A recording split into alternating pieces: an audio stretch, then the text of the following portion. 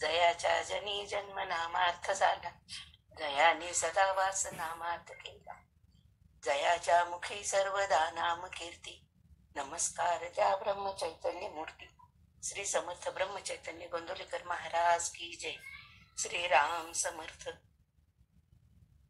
ओम नमो श्री आद्या वेद प्रतिपाद्या, जय जय स्वसंवेद्या आत्मरूपा.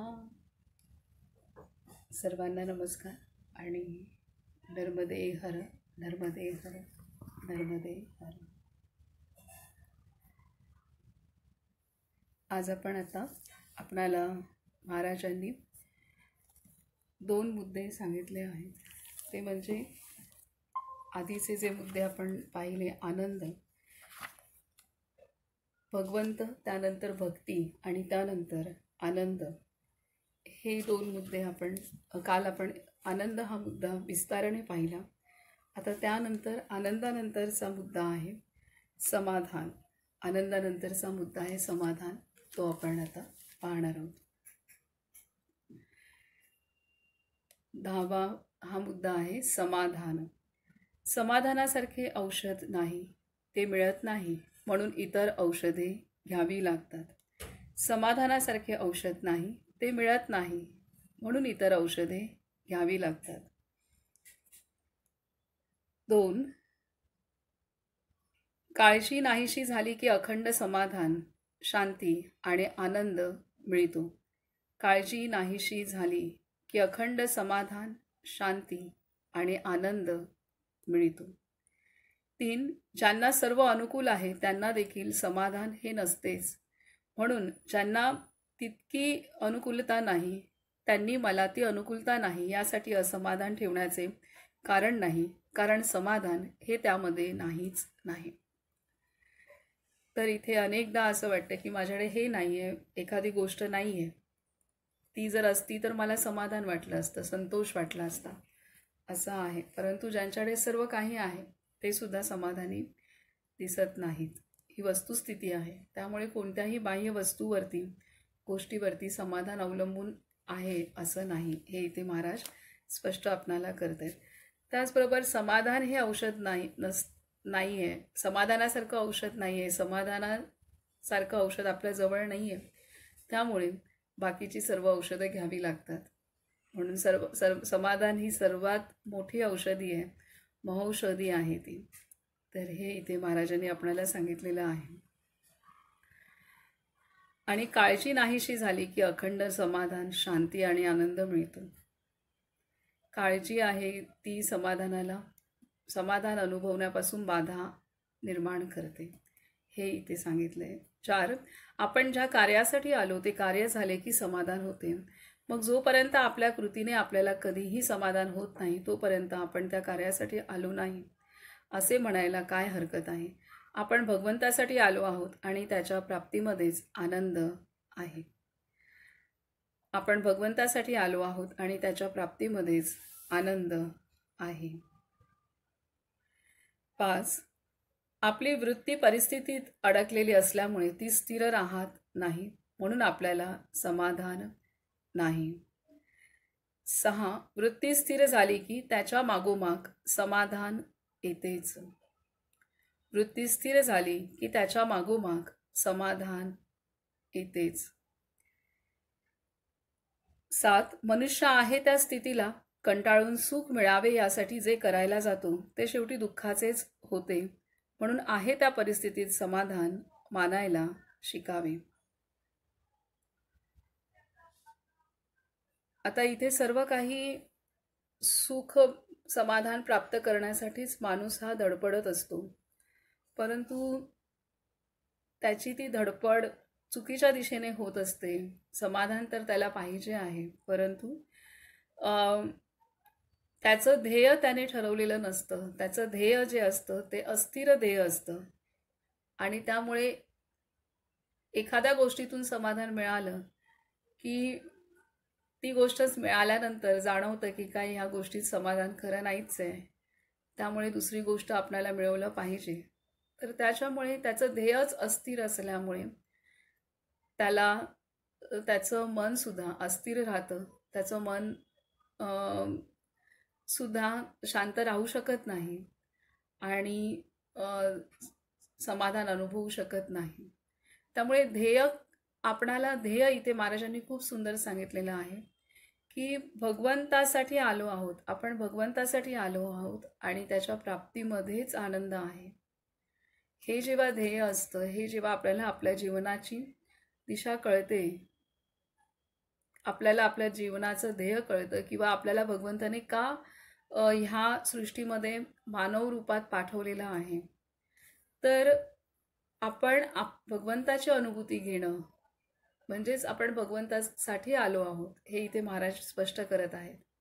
आणि एक उच्च कोटीचं ध्येय आपल्यासमोर महाराज मांडत आहेत की आपण भगवंतासाठी आलो आहोत आणि त्याच्या प्राप्तीमध्येच आनंद आहे.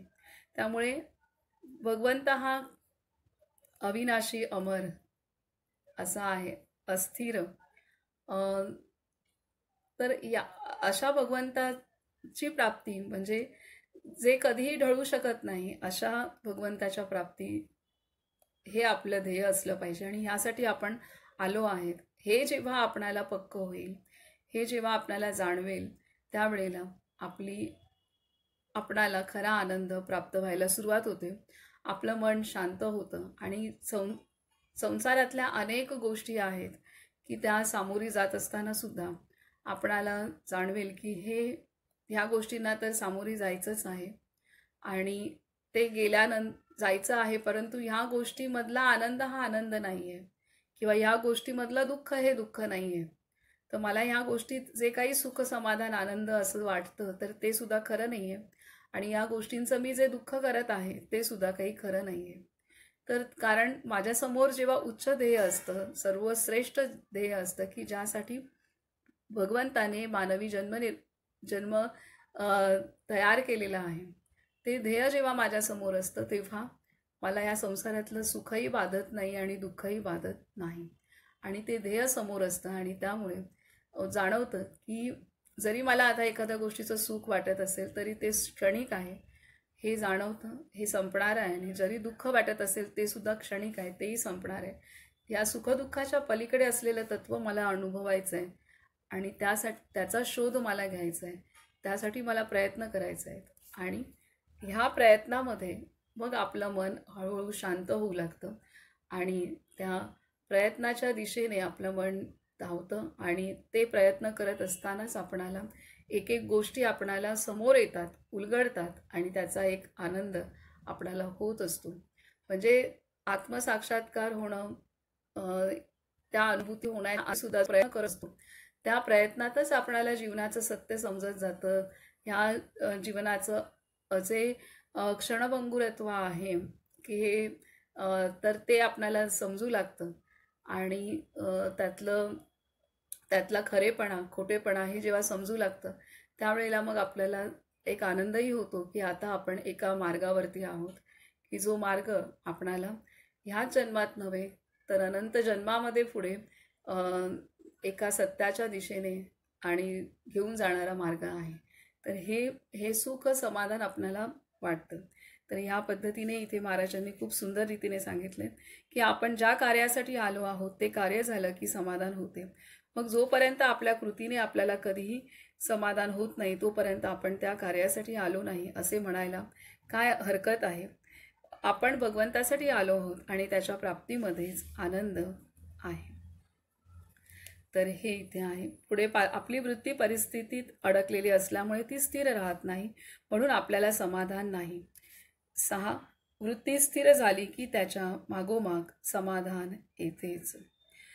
7. आणि वृत्ती तेव्हा स्थिर होऊ शकते ज्या वेळेला ती स्थिर अशा गोष्टीवरती लावली जाईल, स्थिर अशा वस्तूवरती लावली जाईल, स्थिर अशा ध्येयावरती लावली जाईल. आणि ते ध्येय म्हणजेच आत्मानुभूती आहे, आत्मसाक्षात्कार म्हणजेच भगवंताचा अनुभूती ही आहे. त्याच्यावर आपली वृत्ती असेल तर मग या संसारातल्या ज्या पण अनेक गोष्टी येतील त्यात पण वृत्ती येईल जाईल, परंतु जर एका ठिकाणी स्थिर वृत्ती केली तर बाकीचे जे तरंग जीवनात उठतील तरी सुद्धा त्याने काही फरक पडणार नाही. आपली वृत्ती ज्या एका ठिकाणी लागली तिथून ती ढळणार नाही. पुढे आहे 7. मनुष्य आहे त्या स्थितीला कंटाळून सुख मिळावे यासाठी जे करायला जातो ते शेवटी दुःखाचेच होते, म्हणून आहे त्या परिस्थितीत समाधान मानायला शिकावे. 8. आपण व्यवहारासाठी जन्माला आलेलो नसून भगवंतासाठी आलो आहोत. यासाठी आपण एखादी वस्तू नाही म्हणून कधी कष्टी होण्यापेक्षा दुसरी एखादी वस्तू आहे म्हणून समाधानात राहावे.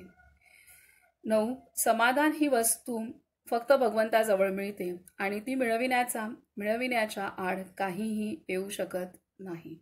समाधान ही वस्तू फक्त भगवंताजवळ मिळते आणि ती मिळविण्याच्या आड काहीही येऊ शकत नाही. 10. समाधानाशिवाय इतर गोष्टींनी आपल्या जीवाची तळमळ आणि हुरहुर नाहीशी होणार नाही. जोपर्यंत आपल्याला समाधानाचं औषध नाही मिळत तोपर्यंत आपल्या जीवाची तळमळ हुरहुर नाहीशी होणार नाही. 11. जो जिन्नस आहे जेथे ठेवला आहे ती जागा सोडून आपण त्रिभुवन जरी शोधले तरी तो सापडत नाही. त्याप्रमाणे ज्या वस्तूमध्ये समाधान नाहीच नाही त्यामध्ये कितीही शोधले तरी ते आपल्याला मिळत नाही. समाधान फक्त भगवंताजवळ आहे. हे अत्यंत महत्त्वाचं आहे. वस्तूपासून मिळणारं समाधान, व्यक्तीपासून मिळणारं समाधान, आपल्या व्यवसायापासून मिळणारं समाधान, सगळं काही हे क्षणभंगूर आहे. सगळं काही हे काही क्षणांचंच आहे.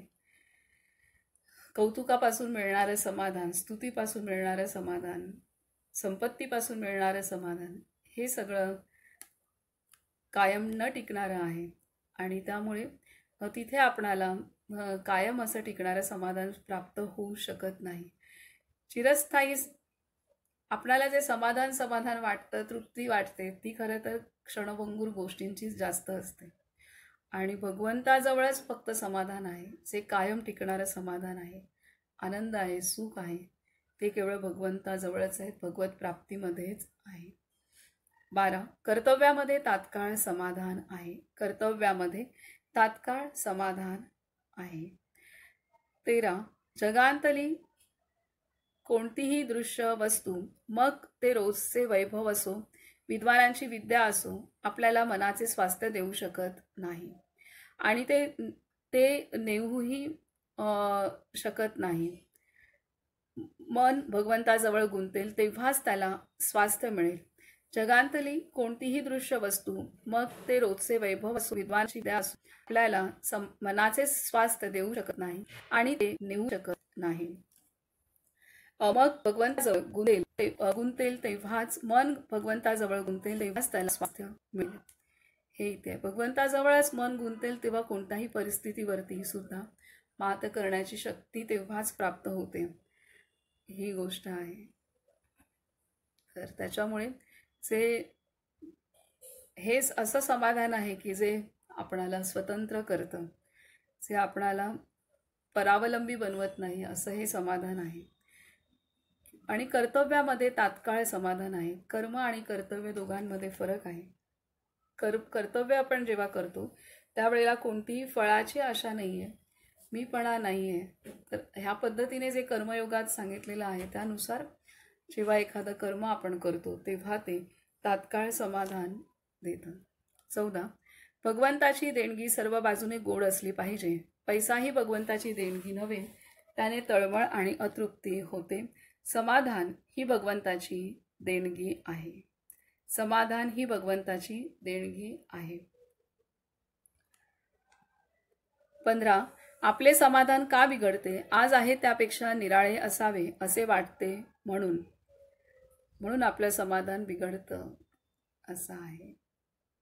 म्हणूनच आपल्याला संतांनी सांगितले, ठेविले अनंते तैसेची राहावे, चित्ती असू द्यावे समाधान. याचा अर्थ प्रयत्न करू नये असं नाही आहे. प्रयत्न करावं, कर्तव्य करावं, त्याचा अंती जे काही असेल त्यात समाधानी राहण्याचा प्रयत्न, समाधान अनुभवावं, हे महत्त्वाची गोष्ट आपल्याला सांगितलेली आहे सर्व संतांनी. 16. पैलवानासारखा दिसणारा एक गृहस्थ होता. त्याला विचारले तर तो म्हणाला, अहो मला मधुमेह आहे, मी आतून पोखरून गेलो आहे, त्यापेक्षा तुम्ही बरे. हेच असे खरे. त्याचप्रमाणे पैशातून प्राप्त होणाऱ्या ऐश्वर्याची अवस्था आहे. फक्त भगवंताच्या निष्ठेमध्ये समाधान आहे. ते राजवाड्यामध्ये नाहीच नाही, पण ते झोपडीमध्येही नसेल. जरूर नाही की श्रीमंताच्याच राजवाड्यामध्ये समाधान नसेल, झोपडीमध्ये सुद्धा नसेल. झोपडीतला मनुष्य जर भगवंताशी एकरूप नसेल तर त्याचं दारिद्र्याचं दुःख हे होणारच आहे. आणि श्रीमंत मनुष्यसुद्धा भगवंताशी एकरूप नसेल झालेला, त्याचं ध्येय भगवत प्राप्ती नसेल, त्याला त्याच्या जीवनाचं ध्येय माहीत नसेल, ज्ञान नसेल, तर तोही असमाधानी आहे. ते इथे महाराज स्पष्ट आपणाला करत आहेत.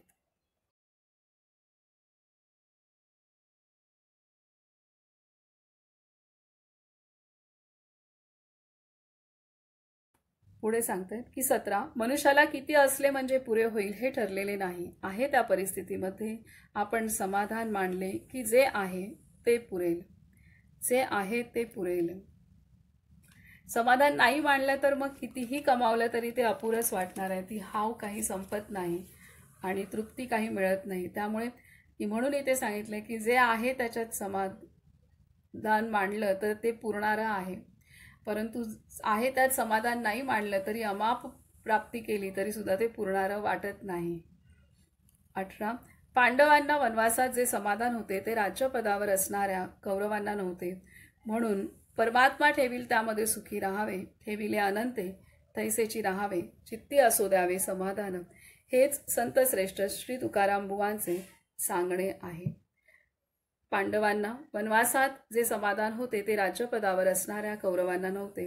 म्हणून परमात्मा ठेवील त्यामध्ये सुखी राहावे, ठेविले अनंते तैसेची राहावे, चित्ती असो द्यावे समाधान. हे संत श्रेष्ठ श्री तुकाराम बुवांचे सांगणे आहे.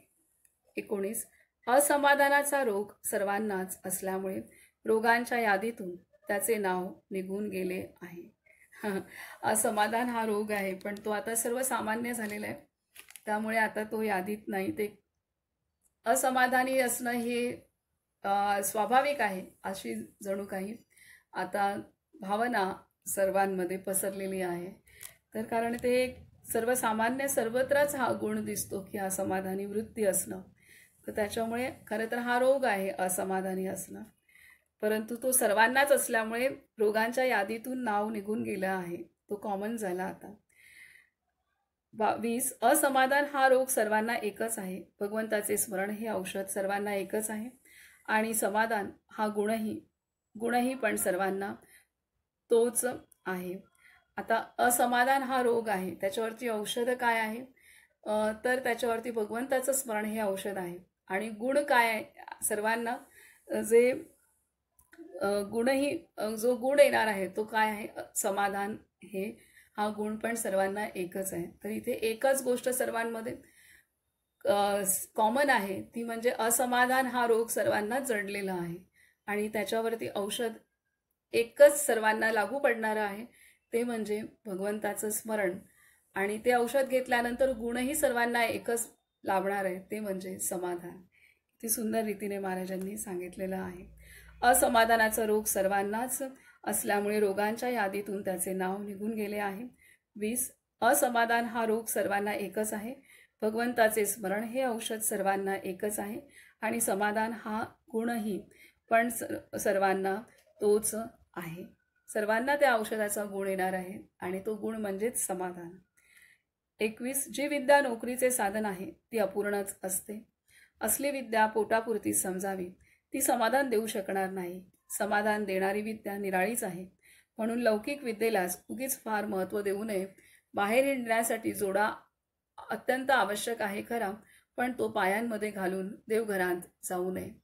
या सर्व काही विद्या आहेत, संपत्ती आहे, सर्व काही जे आहे किंवा सत्कर्म सुद्धा आपण म्हणू शकतो की सर्व काही जे आहे ते आपणाला देवघरापर्यंत नेण्या इतपत मदत करणार आहे. परंतु त्याच्या पुढे भगवंताचं स्मरणच हे खऱ्या अर्थाने समाधान प्राप्त करून देणारं आहे.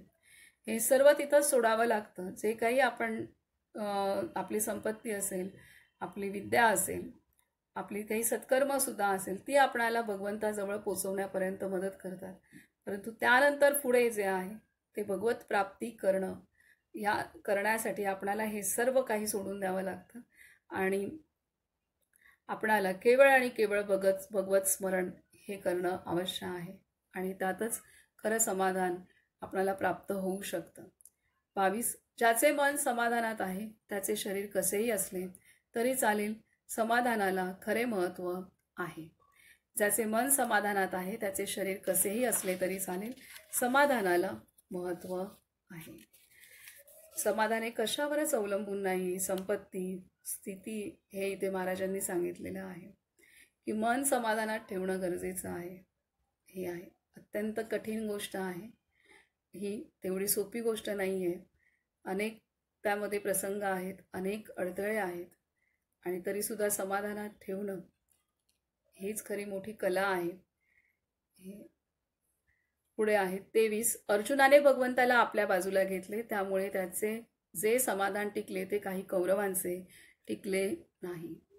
24. आणखी काही नको, हे पूर्णत्वापासून आले तरच समाधान होईल. समाधान हा पूर्णत्वाचा स्वभाव आहे. आणखी काही नको, हे पूर्णत्वापासून आले तरच समाधान होईल. समाधान हा पूर्णत्वाचा स्वभाव होय. 25. सर्व समाधानाचा पाया भगवंत हा असल्याने त्याचा विसर न पडू द्यावा. सर्व समाधानाचा पाया भगवंत हा असल्याने त्याचा विसर न पडू द्यावा.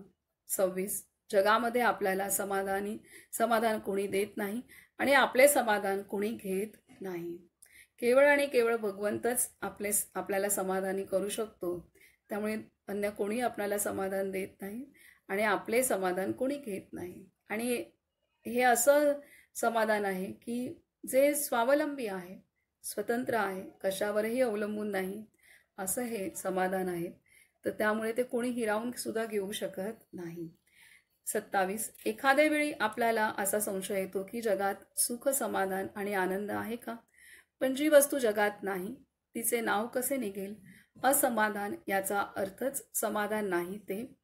यावरून असे स्पष्ट दिसते की आधी समाधान असले पाहिजे. आधी समाधान असले पाहिजे. तर एखादी गोष्ट आपण शोधतोय तर ती आधी असेल तरच आपण शोधणार ना. त्याच्यामुळे समाधान हे आधी भगवंताने निर्माणच केलेलं आहे. त्याचा तो स्थायी स्वभावच आहे. त्यामुळे असमाधानी आपण जेव्हा होतो तेव्हा समाधान शोधायला जातो, कारण ते आहे म्हणून. असमाधान हे तात्पुरतं आहे. समाधान हा स्थायी स्वभाव आहे, स्थायी गुण आहे, स्थायी प्रवृत्ती आहे, स्थायी प्रकृती आहे. परंतु आपण जन्म घेत घेत संस्कारांमुळे असमाधानी होऊन गेलेलो आहे आणि ते आता आपल्याला सहन होत नाही आहे. त्यामुळे आपण समाधानाचा शोध घेतोय, कारण ते आपण अनुभवलेलं आहे, ते आधीपासून आहे. हे इथे महाराज सांगतात की एखाद्या वेळी आपल्याला असा संशय येतो की जगात सुख, समाधान आणि आनंद आहे का? पण जी वस्तू जगात नाही तिचे नाव कसे निघेल? ती आहे म्हणूनच तिचं नाव निघतंय. त्याच्यामुळे असमाधान याचा अर्थ समाधान नाही ते. यावरून असे स्पष्ट दिसते की आधी समाधान असले पाहिजे. समाधानाचा अभाव असतो, समाधान नसतं तेव्हाच असमाधान असतं, आणि समाधान आलं की असमाधान निघून जातं. ही इथे गोष्ट आहे. त्याच्यामुळे असमाधान हे समाधानावरती अवलंबून आहे. हे आहे. आता पुढे सांगतायत की 28. शाब्दिक ज्ञानाने खरे समाधान होणार नाही. शाब्दिक ज्ञानाने खरे समाधान होणार नाही. 29. पांडवांनी देहाने वनवास सोसला, पण मनाने त्यांनी भगवंत भजल्यामुळे वनवासामध्येही ते समाधानाने राहिले. पांडवांनी देहाने वनवास सोसला, पण मनाने त्यांनी भगवंत भजल्यामुळे वनवासामध्येही ते समाधानाने राहिले.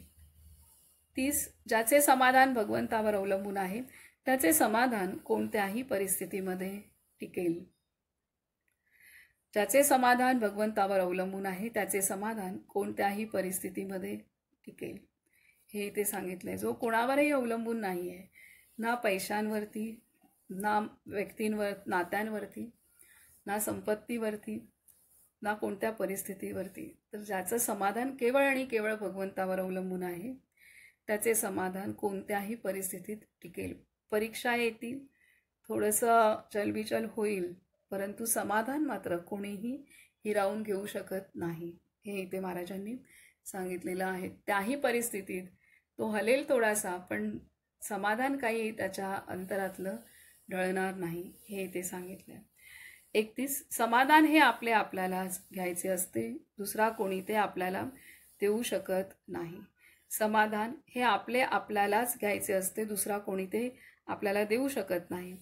32. मनुष्याला आनंद आणि समाधान हे खरे औषध आहे. 33. जर आपण एखाद्याला विचारले की तुझ्या असमाधानाचे नक्की कारण सांग, तर त्याला खात्रीलायक कारण सांगता येणार नाही. याचा अर्थ असा की तत्वदृष्ट्या समाधान होण्यासाठी त्याला कशाची जरूर नाही, पण ही गोष्ट कोणाला पटत नाही.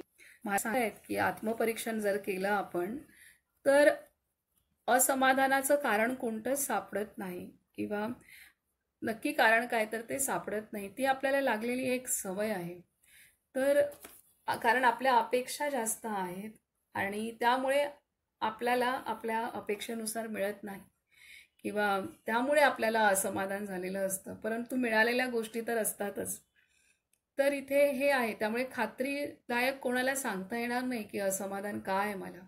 कारण जेव्हा तो आत्मपरीक्षण करायला जाईल तेव्हा त्याला जाणवेल की अरे हे तर असमाधानी असण्याचं काही कारणच नाही, म्हणजे उगाचच आपण स्वतःला स्वतःला समाधानापासून दूर ठेवतो, हे नक्कीच जाणवेल.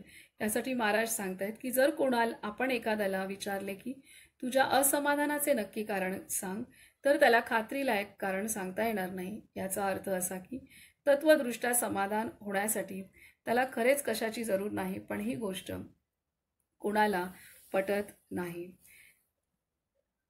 तर इथे हे सांगतात की 34.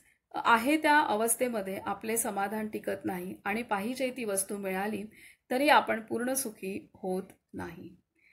दोन्ही बाजूने आपण असंतुष्ट असतो, असमाधानी असतो. आहे त्या अवस्थेमध्ये समाधान टिकत नाही आणि पाहिजे ती वस्तू मिळाली तरी आपण पूर्ण सुखी होत नाही. त्यामुळे समाधान कोणत्याही वस्तूवरती, परिस्थितीवरती नाही आहे, तर समाधानी असणं ही वृत्ती आहे.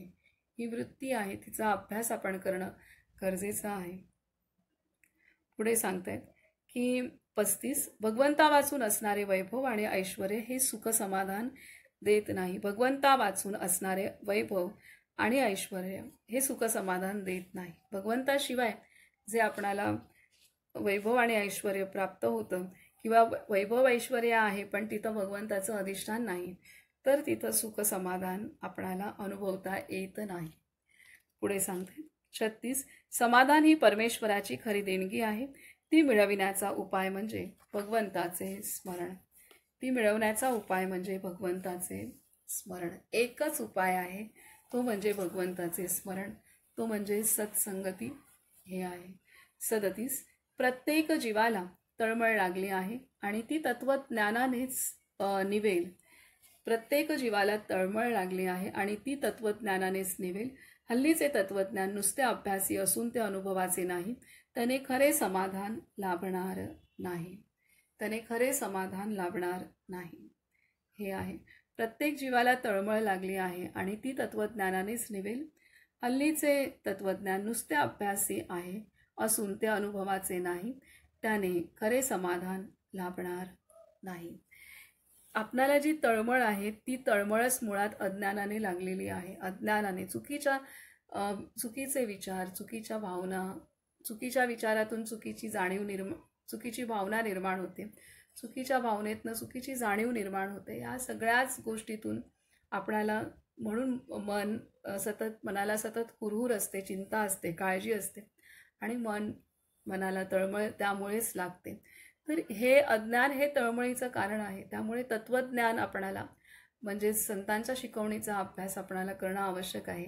इथे महाराज सांगतायत की आत्ताचं जे आपण शिकतोय, जे शिक्षण मिळतं, मग ते कोणतंही असो, तर ते शिक्षण आपणाला आपली तळमळ दूर करण्यास कोणत्याही उपयोगाचे नाही, कारण ते केवळ भौतिक जगताचं शिक्षण आहे. त्यामुळे ते आपणाला आपल्या मनात असलेली तळमळ, असमाधान दूर करण्यास असमर्थ आहे. इथे कारण ते अनुभवाचं शास्त्र नाही आहे, हे इथे आपणाला सांगितलेलं आहे. पुढे आहे 38. ज्याला स्वतंत्र राहायचे असेल त्याने धडपड करू नये. जशी स्थिती येईल तशाच समाधानात राहावे. ज्याला स्वतंत्र राहायचे असेल त्याने धडपड करू नये. जशी स्थिती येईल तशात समाधानात राहावे. 39 समाधानाला निष्ठेची अत्यंत जरूर आहे. समाधानाला निष्ठेची अत्यंत जरूर आहे. 40 संकटाचे तसेच आनंदाचेही आपले दिवस नाहीसे होतात, पण आपला संशय मात्र टिकून राहतो. जोपर्यंत संशय आहे तोपर्यंत आपल्याला समाधान नाही. काय सांगते? संकटाचे तसेच आनंदाचेही आपले दिवस नाहीसे होतात, पण आपला संशय मात्र टिकून राहतो. जोपर्यंत संशय आहे तोपर्यंत आपल्याला समाधान नाही. तर हे जे आहे संशयामुळे जो काही त्रास झालेला असतो ते दिवस निघून जातात, पण संशयाने जे मनात घर केलेलं असतं ते मात्र टिकून राहतं आणि त्यामुळे आपल्याला समाधान प्राप्त होत नाही. हे इथे आहे. 41 जे बदलणारे आहे त्यापासून कायम असे समाधान कसे मिळेल. 42 आपल्या मनासारख्या गोष्टी घडून आल्या तरी असमाधान कायम राहतेच. आणि 10 माणसांना त्यांच्या असमाधानाची कारणं आपण विचारले तर ती माणसे 10 निरनिराळी कारणे सांगतील. यावरून असे दिसते की जगांतली कोणतीही वस्तू समाधान देणारी नाही. समाधानाचे शास्त्र निराळेच आहे, ते प्रपंचापासून शिकता येत नाही. समाधान प्राप्त करण्यासाठी समाधान हा प्रपंचातनं प्राप्त होऊ शकत नाही, तर त्याचं शास्त्र निराळं आहे, ते प्रपंचापासून शिकता येत नाही. 43 आज आपल्याला जी स्थिती मन आत्ताची जी स्थिती आहे तिच्यामध्ये समाधान आहे, ही आपली नुसती समजूत असते. आणि मग मनामध्ये वेगवेगळ्या कल्पना करू लागतं आणि त्यात समाधान प्राप्त होईल असा कल्पनांचा खेळ माणूस करत असतो आणि ती समजूत आहे त्याची. पुढे सांगते की आज आपल्याला जी स्थिती नाही तिच्यामध्ये समाधान आहे, ही आपली नुसती समजूत आहे. त्यामुळे असं वाटतं की आत्ता जी स्थिती आहे त्याच्यात समाधान आपल्याला वाटत नाही आणि उद्या मला परिस्थिती बदलेल तर मला तिथे समाधान वाटेल, परंतु जेव्हा ती परिस्थिती बदलते तेव्हा तिथे सुद्धा समाधान त्याला जाणवत नाही.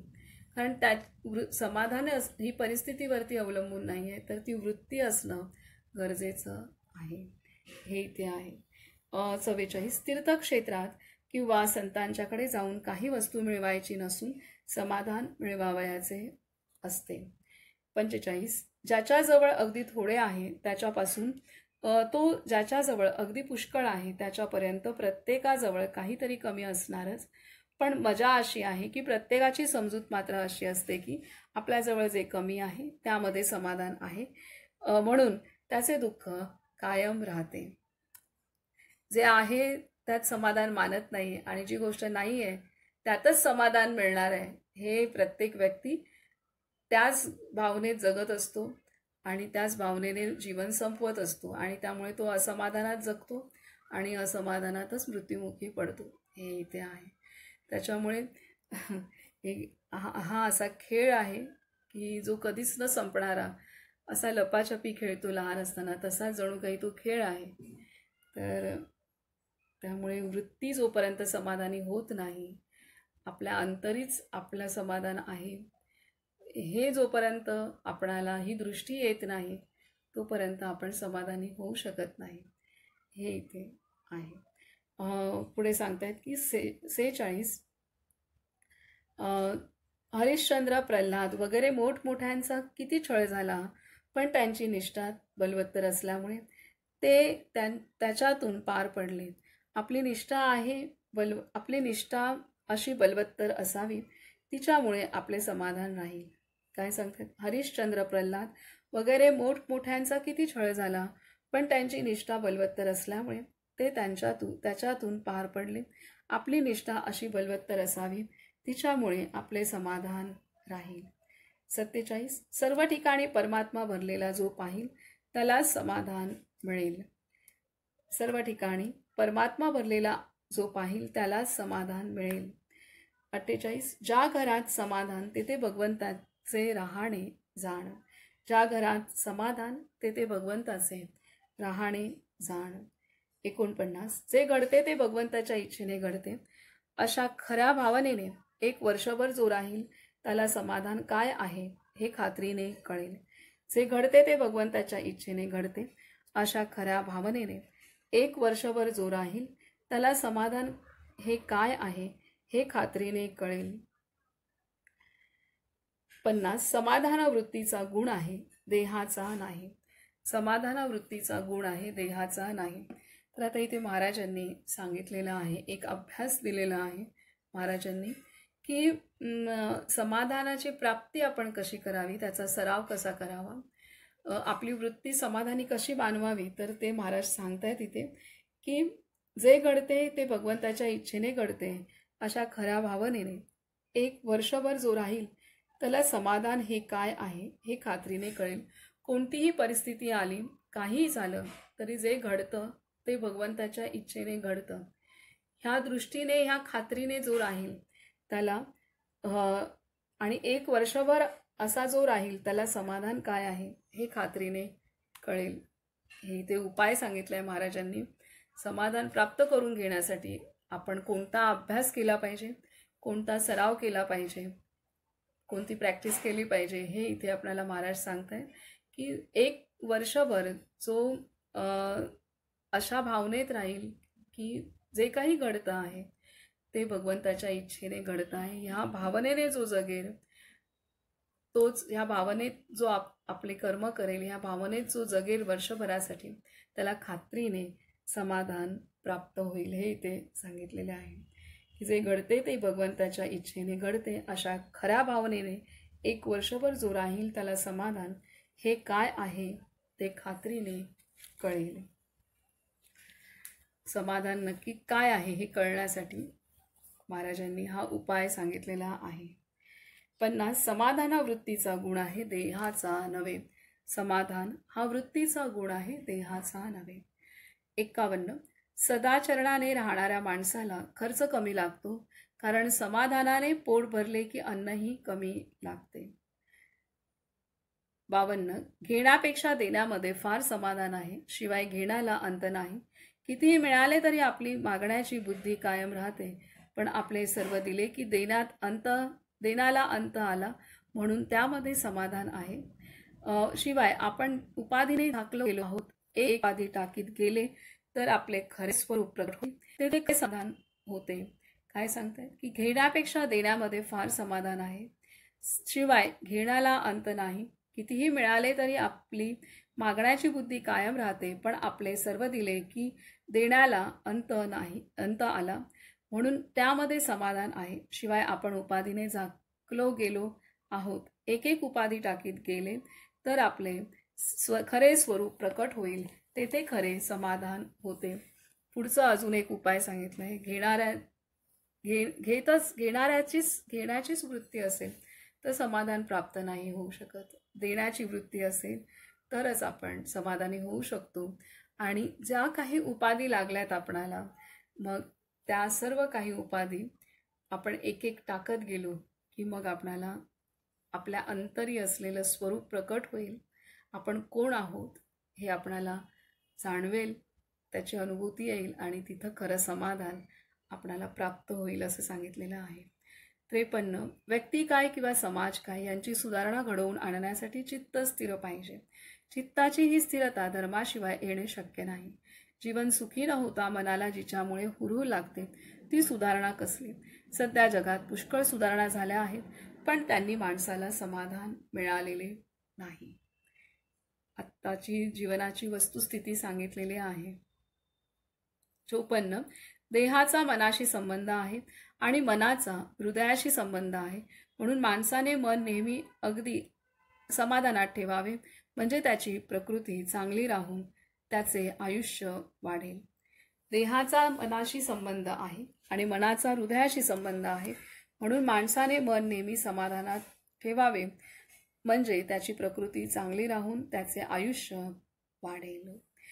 मनामध्ये मन प्रसन्न असेल तर आपल्या सर्व काही शरीरसुद्धा स्वास्थ्य टिकून असतं आणि आपलं हृदयसुद्धा चांगलं राहतं. आणि ते मन प्रसन्न असण्यासाठी समाधान हे औषध आहे, हे इथे महत्त्वाचं आहे. त्याच्यामुळे जो समाधानी आहे त्याचं मन प्रसन्न आहे, त्याचं तन, त्याचं शरीर आणि त्याचं हृदयसुद्धा मजबूत असतं, हे इथे महाराज सांगतायत. 55. परिस्थिती सारखी बदलत असते म्हणून जे फळ आपण आज मागतो ते बदललेल्या परिस्थितीमध्ये सुखाचे होईलच याची खात्री नाही, म्हणून जे फळ मिळेल त्यात समाधान मानावे. जे काही फळ आपल्याला प्राप्त झालेलं असतं ते फळ आपल्याला आपल्या कल्याणासाठीच उपयुक्त असतं, हे महत्त्वाचं आहे. आपल्याला त्याच्यातच सर्व काही आपल्याला पुरवठा होणार असतो, हे इथे आपल्याला आहे.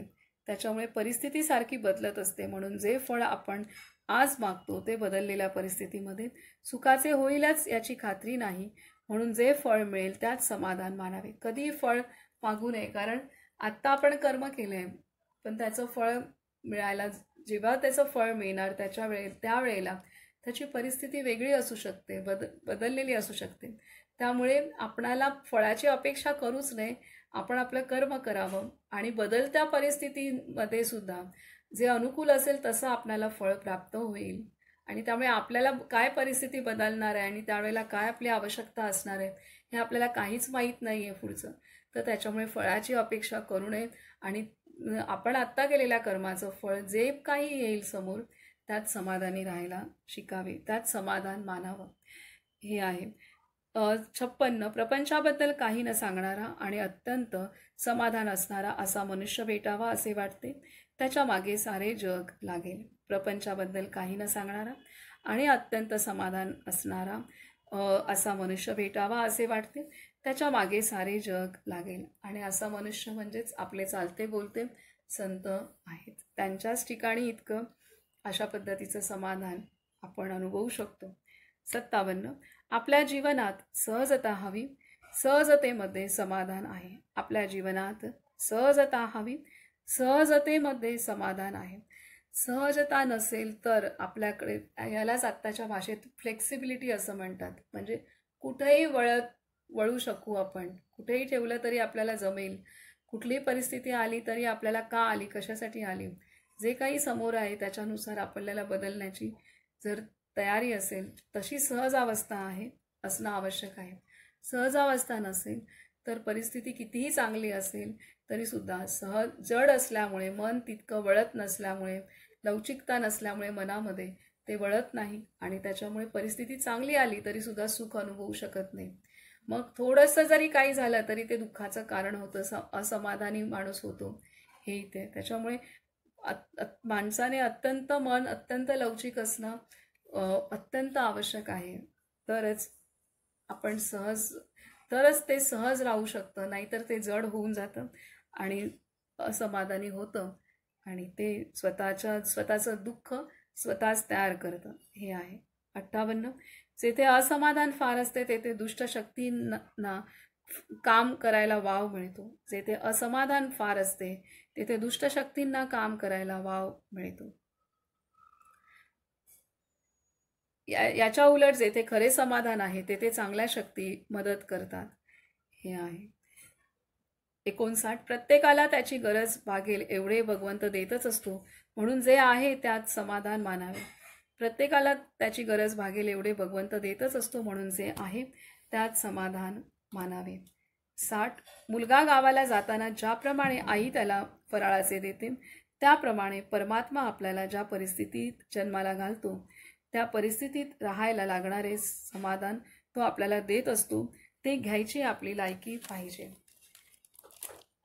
किती सुंदर सांगितलंय महाराजांनी की मुलगा गावाला जाताना ज्याप्रमाणे आई त्याला फराळाचे देते त्याप्रमाणे परमात्मा आपल्याला ज्या परिस्थितीत जन्माला घालतो त्या परिस्थितीत राहायला लागणारे समाधान तो आपल्याला देत असतो, ते घ्यायची आपली लायकी पाहिजे.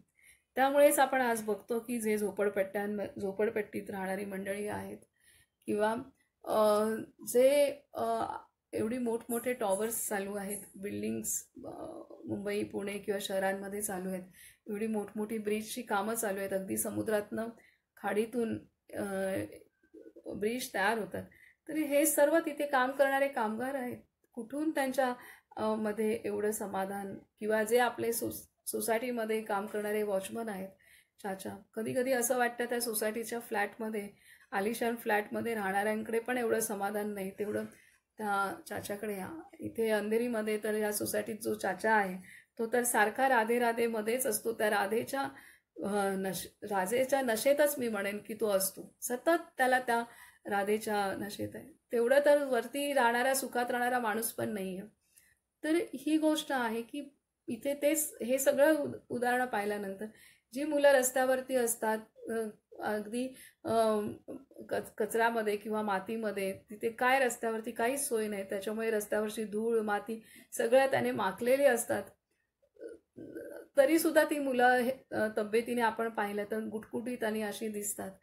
आणि इथे तर हे जे आहे तर या सगळ्या गोष्टीतनं जाणवतं की, आणि तिथे जर त्यांना विचारलं की तुम्हाला पुढच्या जन्मामध्ये खूप चांगलं जीवन मिळेल, तर या जन्मात आता तुम्ही इथे मरा, तर कोणी मरायला तयार होणार नाहीये. कारण तिथे ते जीवन सुद्धा हवंहवंसं वाटतंय, त्या जीवनामध्ये सुद्धा हवंहवंसं वाटतंय, कारण त्या जीवनामध्ये सुद्धा ते समाधान आहे, अनुभवण्याची वृत्ती भगवंताने तिथं ठेवलेली आहे, त्या जीवनाला सामोरी जाण्याची शक्ती पण भगवंताने तिथे ठेवलेली आहे. त्यामुळे इथे महाराजांनी खूप सुंदर सांगितलंय, जसे आई एखाद्या आपल्या लेकराला गावी जाताना फराळाचं देते, सगळ्या काही गोष्टी बरोबर देते, तसंच काही भगवंताने आपल्याला ज्या परिस्थितीत आपण जन्माला येऊ त्या परिस्थितीत आपण आनंदाने समाधाने राहू शकू अशी मनस्थिती देऊनच भगवंताने पाठवलेलं आहे. हे इथे महाराजांनी स्पष्ट केलेलं आहे. आणि त्याची उदाहरणं आपण पाहतो सर्वत्र की आपल्याला दिसतं की जी पण काही परिस्थिती आहे, जे मोठ्या घरात राहतात त्यांना ती मनस्थिती दिली आहे की त्यात ते राहू शकतील, जे झोपडीत राहतात त्यांना ती दिली आहे, जे अगदी रस्त्यावर राहतात त्यांना सुद्धा ती त्यात राहू शकू अशी मनस्थिती, भक्कम मनस्थिती भगवंताने आधीच पाठवून दिलेली आहे. तर हे महत्त्वाचं आहे की मुलगा गावाला जाताना ज्याप्रमाणे आई त्याला फराळाचे देते, त्याप्रमाणे परमात्मा आपल्याला ज्या परिस्थितीत जन्माला घालतो त्या परिस्थितीत राहायला लागणारे समाधान तो आपल्याला देत असतो. ते घ्यायची आपली लायकी पाहिजे, ते घेता बाकी आपल्याला यायला पाहिजे. हे इथे दिलेलं असतं, देत असतो, आणि प्रत्येक क्षणाला तो पुरवठा तो करत असतो, पण ते घ्यायची आपली लायकी पाहिजे. अशा रीतीने हे समाधान, हे प्रकरण महाराजांनी इथे पूर्ण केलेलं आहे. आणि बाबांनी सर्व महाराजांची बोधवचनं अगदी विस्ताराने ते सांगितलेले आहे. आणि सराव कसा करायचा हे आपणाला सांगितलं आहे. 1 वर्षभर आपण जे काही घडेल ते भगवंताची इच्छा ह्या खऱ्या भावनेने आपण जगलो